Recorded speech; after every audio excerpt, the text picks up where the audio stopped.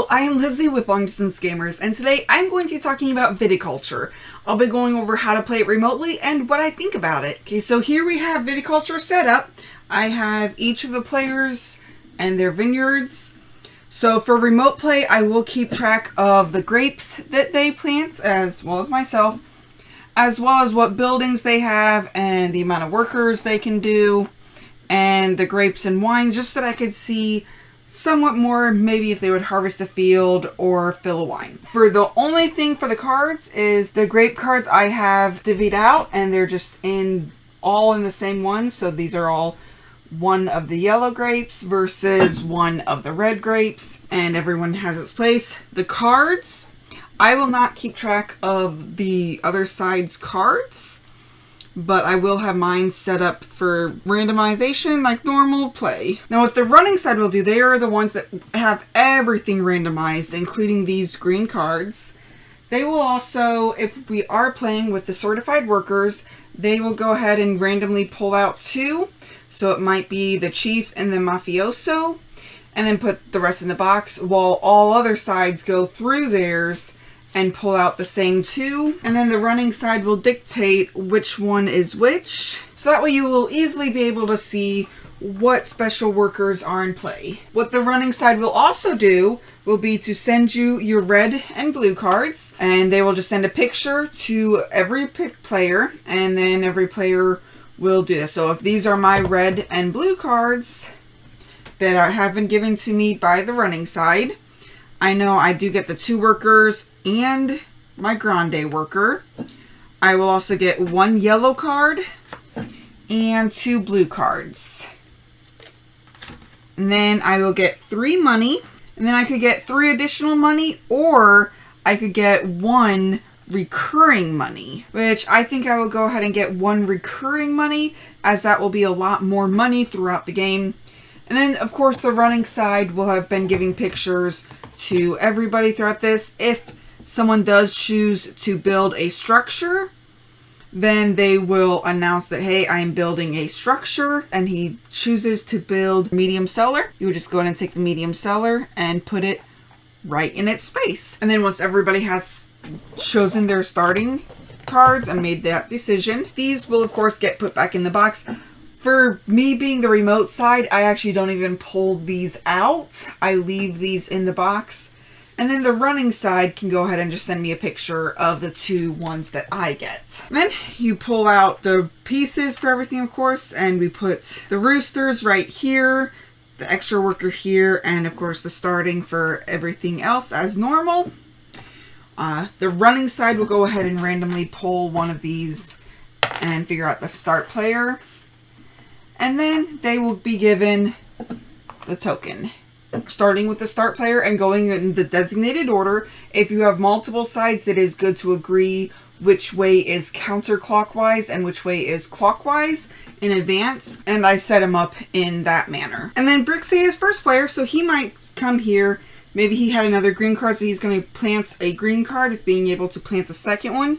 And he will simply state that he has Malvasia and a Sanguinite, so a white and a red, and he's going to plant both of them in his 7 field, so that way he can have tons of room for growth. He's first, so I am second. So I will go ahead and come here to be able to draw 2 green cards. I do want my bonus. The running side will go ahead and say which 2 I have.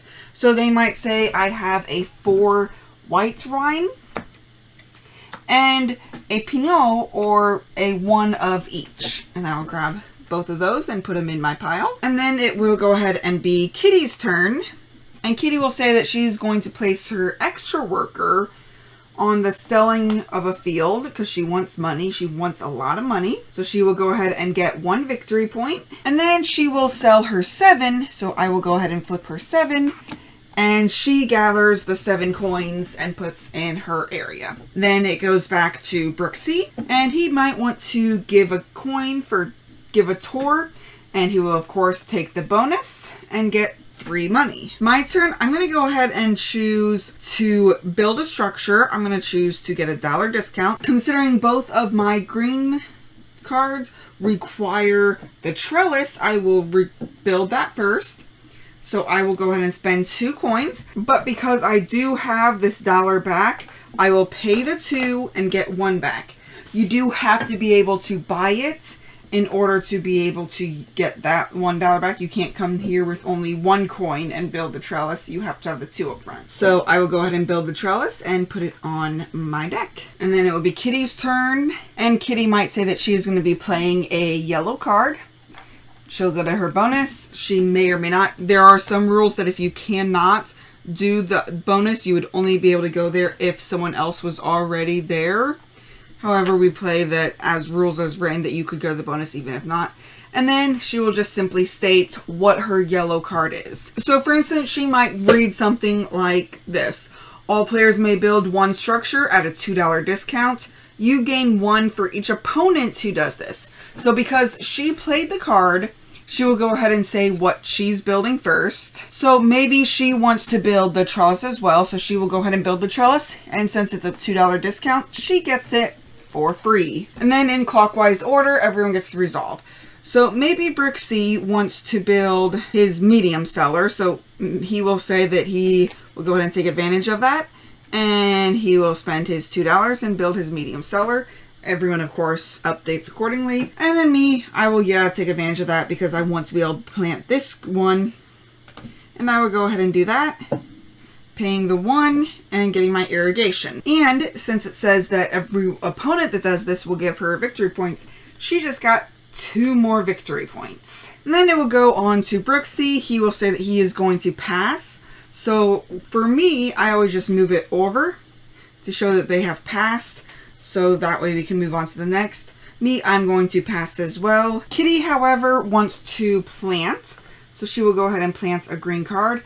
And she might have the Pinot as well. So she will plant the Pinot in her 6, so that way she has room to grow. And since both Brixie and I have passed, it is her turn again, so she could choose to go. However, she is going to go ahead and pass. And before we continue on to winter, every player will choose to grab either a winter or a fall visitor card and add it to their pile. So we have passed on to winter. It is Brixie first. So he will go ahead and harvest a field. He will go ahead and do the +1 even though it doesn't really matter because none of us have fields. He will get the 1 and the 1, so I will go ahead and update his accordingly. Then it is my turn, and I might choose to play a blue card, and I will go ahead and go on the bonus. I will only be playing 1 of my blue cards though, and I will just read it to everyone just like Kitty had done before. So choose up to 3 opponents to give you each 1 card.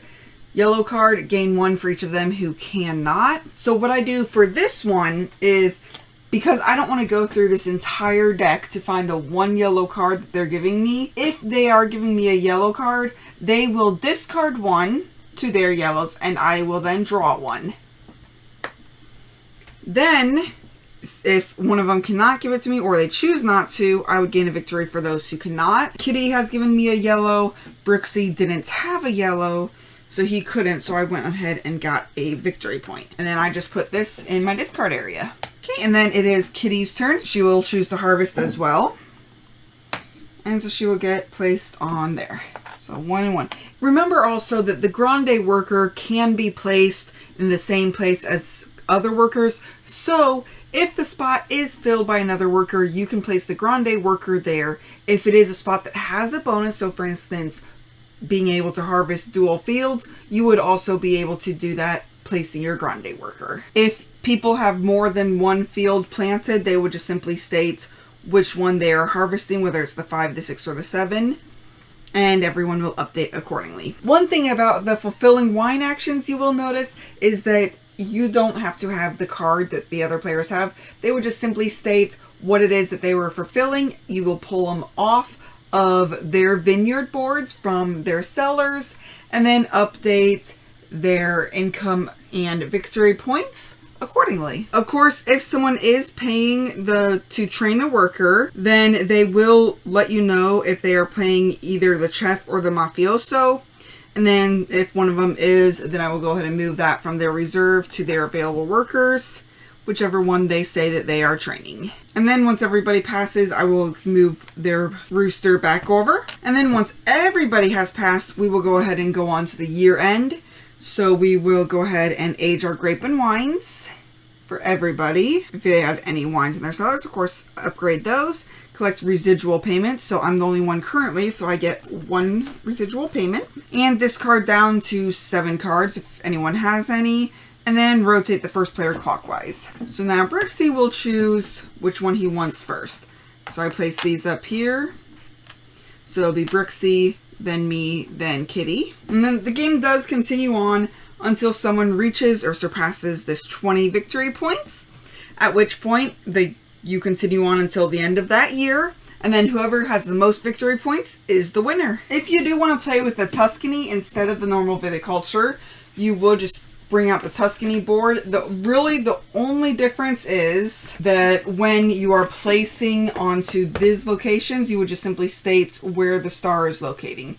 So you might say that I will place the star on Sienna, for instance. But it plays pretty much the exact same way, just you will pass each person's into the individual areas. And if you are playing Tuscany with the structures, I will go ahead and bring mine out. I will not keep track of the other players, but I will keep track of my own. And I would bring out the orange cards, the orange structure cards, and shuffle them and place them in the applicable space on the board for the Tuscany space. So I do love Viticulture, and playing Viticulture remotely works surprisingly well. The biggest thing is just keeping track of the grapes and keeping track of the other players' boards. The hardest part is probably the year end when you have to move up everybody's boards. If you are playing with the full 6 and you're the only one on your side, you are moving up a lot of tokens. However, I mainly play with 3 players, which isn't that many tokens to keep track of. Other than that, it's just vocalizing where you're going, whether you're going on the bonus space or not, and then keeping track of the cards. Again, if someone says that I have to give me a card, I will just draw it randomly. It's much better to draw it randomly than going through an entire stack that big. Yeah, it might mean that they're discarding a card that is no good to you or them, and you draw a card that's great for you.